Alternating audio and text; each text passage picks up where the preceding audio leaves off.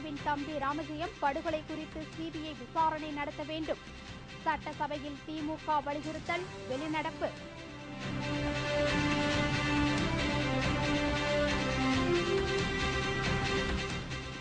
பிரதமர் மன்மோகன் சிங்குடன் சீன அதிபர் சந்திப்பு. இரு நாடுகளின் நட்புறவு வளர 5 அம்ச திட்டம்.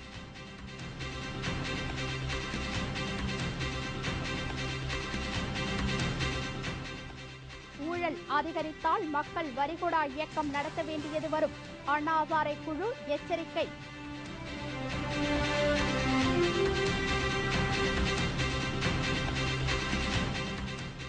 தமிழகத்திற்கு உரிய அளவு காவிரி நீர் பெறுவதற்கு தேமுதிக உறுதுணையாக நிற்கும். சட்டப்பேரவையில் பண்ருட்டி ராமச்சந்திரன் அறிவிப்பு.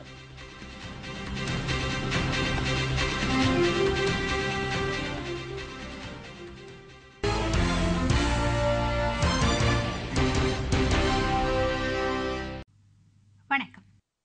விரிவான செய்திகள். திமுக முன்னாள் அமைச்சர் KN நேருவின் தம்பி ராமஜெயத்தின் கொலை சம்பவம் குறித்து சிபிஐ விசாரணை நடத்த வேண்டும் என்று சட்டசபையில் திமுக வலியுறுத்தியது. அந்த கோரிக்கை ஏற்கப்படாததால் அவையில் இருந்து திமுக வெளிநடப்பு செய்தது. திருச்சியில் KN நேருவின் சகோதரர் ராமஜெயம் கொலை செய்யப்பட்டார். அவரது உடல் கை கால் கட்டப்பட்ட நிலையில் கல்லணை அருகே கண்டுபிடிக்கப்பட்டது. சட்டப்பேரவையில் இன்று கேள்வி நேரம் முடிந்தவுடன் திமுக சட்டமன்ற குழு தலைவர் மு.க. ஸ்டாலின் எழுந்து ராமஜெயம் கொலை வழக்கை சிபிஐ விசாரணை நடத்த வேண்டும் என வலியுறுத்தினார். ஆனால் அவருக்கு அனுமதி மறுக்கப்படுவதாக பேரவைத் தலைவர் கூறியதால் ஸ்டாலின் தலைமையில் திமுகவினர் வெளிநடப்பு செய்தனர். ராமஜெயத்தின் இறுதி சடங்கு இன்று திருச்சி காவிரி கரையில் உள்ள ஓயாமாரி சுடுகாட்டில் நடைபெற்றது. இறுதி ஊர்வலத்தில் திமுக தலைவர்கள் பலரும் கலந்து கொண்டனர். பிரதமர் மன்மோகன் சிங்கை சீன அதிபர் கு ஜிந்தாவ் சந்தித்து பேசினார். தலைநகர் புதுடெல்லியில் நடைபெறும் பிரிக் மாநாட்டில் கலந்து கொள்ள பல்வேறு நாடுகளின் தலைவர்கள் வந்துள்ளனர். மாநாட்டின் இடையில் பிரதமர் மன்மோகன் சிங்கும் சீன அதிபர் ஜிந்தாவும் சந்தித்து பேசினார்கள். இரு நாடுகளும் நட்புறவை பலப்படுத்திக் கொள்ள விரும்புவதாக அப்போது அவர்கள் தெரிவித்தனர். நட்புறவை பலப்படுத்த 5 அம்ச திட்டம் ஒன்றை சீன அதிபர் தெரிவித்தார். இந்தியாவில் சீன எதிர்ப்பு நடவடிக்கைகளில் திபெத்தியர்கள் ஈடுபட அனுமதி அளிக்கப் போவதில்லை என்று பிரதமர் மன்மோகன் சிங் உறுதியளித்தார். அரசுக்கு ஏன் வரி செலுத்த வேண்டும் என்ற எண்ணம் மக்கள் மனதில் ஏற்பட்டிருப்பதாக அண்ணா ஹசாரே குழு கூறுகிறது. லோக்பால் மசோதாவை நிறைவேற்ற வலியுறுத்தியும் ஊழலுக்கு எதிராக போராடுபவர்களுக்கு பாதுகாப்பு அளிக்க கோரியும் கடந்த ஞாயிற்றுக்கிழமை அன்று டெல்லி ஜந்தர் மந்திரில் அண்ணா ஹசாரே மற்றும் அவரது குழுவினர் உண்ணாவிரதம் மேற்கொண்டனர். அப்போது பேசிய அண்ணா ஹசாரே குழுவினர், அமைச்சர்கள் சிலர் மீது கடுமையான குற்றச்சாட்டுகள் உள்ளன என்றும் நாடாளுமன்ற உறுப்பினர்கள் சிலர் மீது கொலை முயற்சி, ஆள்கடத்தல் உள்ளிட்ட வழக்குகள் உள்ளன என்றும் கடுமையாக விமர்சனம் செய்தனர். அண்ணா குழுவினரின் விமர்சனத்தை கண்டித்து மக்களவையில் கண்டன தீர்மானம் நிறைவேற்றப்பட்டது. இதுகுறித்து உத்தரப்பிரதேச மாநிலம் கௌசம்பியில் செய்தியாளர்களிடம் பேசிய அரவிந்த் கெஜ்ரிவால், ஊழல் தற்போது உயர்ந்தபட்ச இடத்தை அடைந்துவிட்டது என்று குறிப்பிட்டார். இதன் காரணமாக தற்போது அரசுக்கு ஏன் வரி செலுத்த வேண்டும் என பொதுமக்கள் நினைக்க தொடங்கிவிட்டதாக அவர் கூறினார். வரி செலுத்த வேண்டுமா என்பது குறித்து மக்கள் தீர்மானிக்கும் காலம் வெகு தூரத்தில் இல்லை என்றும் அவர் தெரிவித்தார். देश के अंदर इतना ज्यादा भ्रष्टाचार है कि जनता को ये सोचना पड़ेगा कि जो हम टैक्स दे रहे हैं ये किस बात का टैक्स दे रहे हैं। वो समय दूर नहीं है जब देश की जनता भी ये तय करेगी कि अब हमें टैक्स नहीं देना है। तो ये पूरा का पूरा कौशाम्बी का मसला इसी बात से उठा था कि कौशाम्बी के लोगों ने 2 साल तक ये तय किया था कि हम हाउस टैक्स नहीं देंगे। ये जो आप बाहर ये सड़क देख रहे हैं, इतनी खूबसूरत सड़क, ये उसी वजह से उसके बाद बनी थी जब लोगों ने हाउस टैक्स देना अपना बंद कर दिया था। மேலும் ஊழலானது பொதுமக்களிடம் முழுவதுமாக ஒரு நெருக்கடியை ஏற்படுத்துவதாகவும் அவர் குறிப்பிட்டார். அதிகரிக்கும் விலைவாசி காரணமாகவும் மக்கள் நெருக்கடிக்கு ஆளாகி இருப்பதாகவும் அவர் கூறினார். ஊழலுக்கு எதிராக நடவடிக்கை எடுக்க முடியாதவர்கள் தங்கள் மீது பொய்யான குற்றச்சாட்டை கூறி வருவதாகவும் அரவிந்த் கெஜ்ரிவால் குற்றம் சாட்டினார். தமிழகத்திற்கு உரிய அளவு காவிரி நீரை பெறுவதற்காக தமிழக அரசு எடுக்கும் நடவடிக்கைகளுக்கு தேமுதிக உறுதுணையாக இருக்கும் என்று சட்டப்பேரவையில் பண்ருட்டி ராமச்சந்திரன் அறிவித்தார். தமிழக சட்டப்பேரவையில் இன்று கொண்டுவரப்பட்ட சிறப்பு கவனஈர்ப்பு தீர்மானத்தின் மீதான விவாதத்தில் பேசிய சட்டமன்ற எதிர்க்கட்சி துணைத் தலைவர் பண்ருட்டி ராமச்சந்திரன், காவிரி நீர் பிரச்சினையில் தொடர்ந்து கர்நாடக அரசியல்வாதிகள் ஒரு சொட்டு தண்ணீர் கூட தமிழகத்திற்கு தரமாட்டோம் என்று கூறி வருகின்றனர். காவிரி நீரை பகிர்ந்து கொள்வதற்கு காவிரி நடுவர் நீதிமன்ற ஆணையம் 1 வாரத்திற்கு ஒருமுறை நீரை பகிர்ந்து கொள்ளலாம் என்றும் அதன் பிறகு 15 நாட்களுக்கு ஒருமுறை பகிர்ந்து கொள்ளலாம் என்றும் அறிவுறுத்தியது என்றார். இதில் மழை பெய்யும் போது எவ்வளவு நீரை பகிர்ந்து கொள்ள வேண்டும் என்பது குறித்த காவிரி நதிநீர் மன்ற ஆணையத்தின் அட்டவணையை கர்நாடக அரசு ஏற்றுக்கொள்ள வேண்டும் என்றும் பன்ருட்டி ராமச்சந்திரன் அப்போது வலியுறுத்தினார்.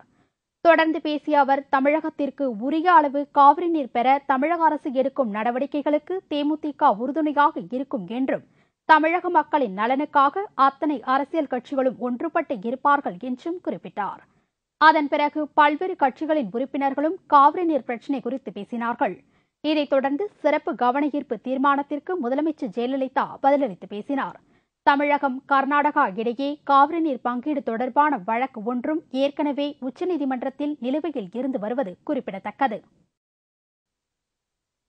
போர்க்குற்றம் தொடர்பாக இலங்கைக்கு எதிராக இந்தியா வாக்களித்துள்ள நிலையில் மக்களவை எதிர்க்கட்சித் தலைவர் சுஷ்மா ஸ்வராஜ் தலைமையிலான குழு 16ஆம் தேதி இலங்கை செல்லவுள்ளது. இலங்கை தமிழ் பகுதிகளில் நடைபெறும் மறுவாழ்வு பணிகளை பார்வையிட இந்தியாவில் இருந்து அனைத்துக் கட்சி பிரதிநிதிகள் குழு கடந்த பிப்ரவரி 11ஆம் தேதி செல்ல திட்டமிட்டிருந்தது. ஆனால் 5 மாநில தேர்தல்கள் நடைபெற்றதால் பயணம் ஒத்திவைக்கப்பட்டது. இலங்கையில் நடைபெற்ற போர்க்குற்றத்திற்கு எதிராக ஐநா சபையில் அமெரிக்கா கொண்டு வந்த தீர்மானத்திற்கு இந்தியா வாக்களித்துள்ளது. இந்நிலையில் அனைத்துக் கட்சி குழு இலங்கை செல்லுமா என்ற கேள்வி எழுந்தது.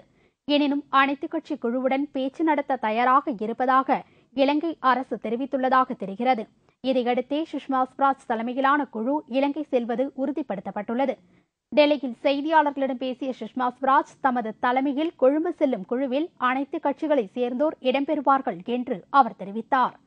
ஏப்ரல் 16ஆம் தேதி முதல் 21ஆம் தேதி வரை இலங்கையில் இருக்கும் அனைத்துக் கட்சி குழுவினர் அதிபர் ராஜபக்சே உள்ளிட்டோருடன் பேச்சு நடத்த திட்டமிட்டுள்ளதாகவும் அவர் கூறினார்.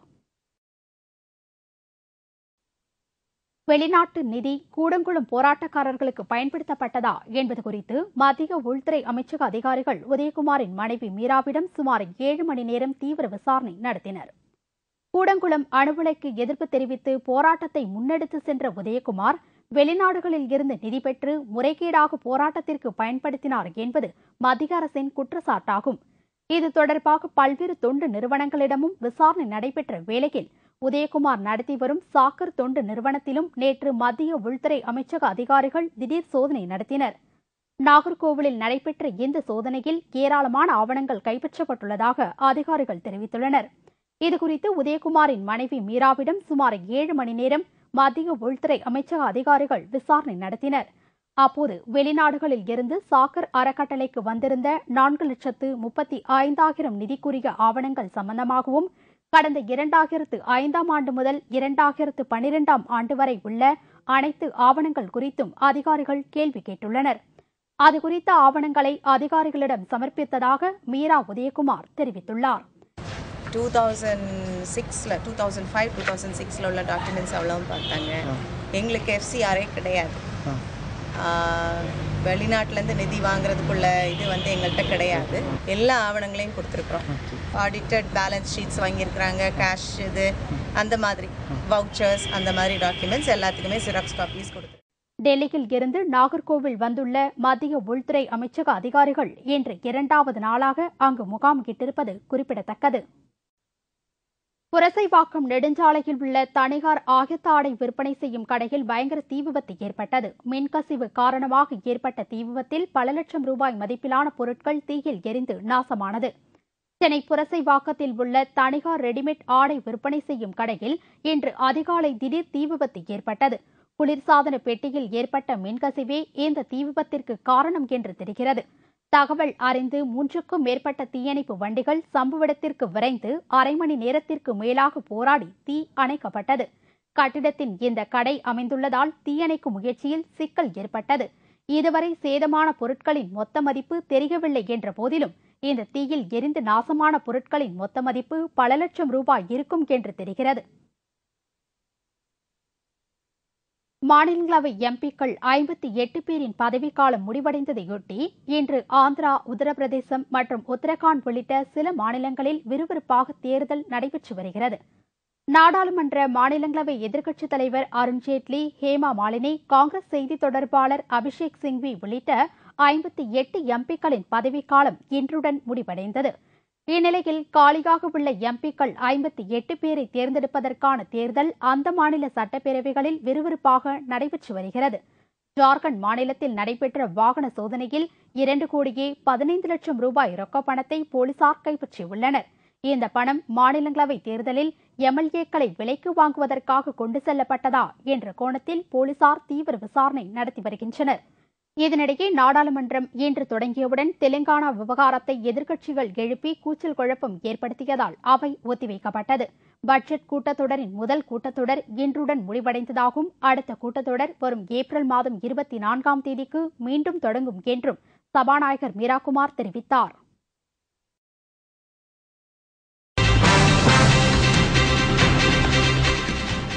கணவர் நடராஜனின் உறவினர்களுடன் சசிகலா முக்கிய ஆலோசனை. நிலப்பரி வழக்குகளை முறியடிக்க திட்டம்.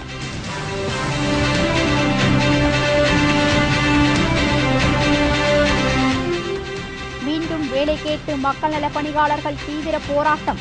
நூற்றுக்கணக்கானவர்கள் கைது. மற்றும் பல செய்திகள் விளம்பர இடைவேளைக்கு பிறகு.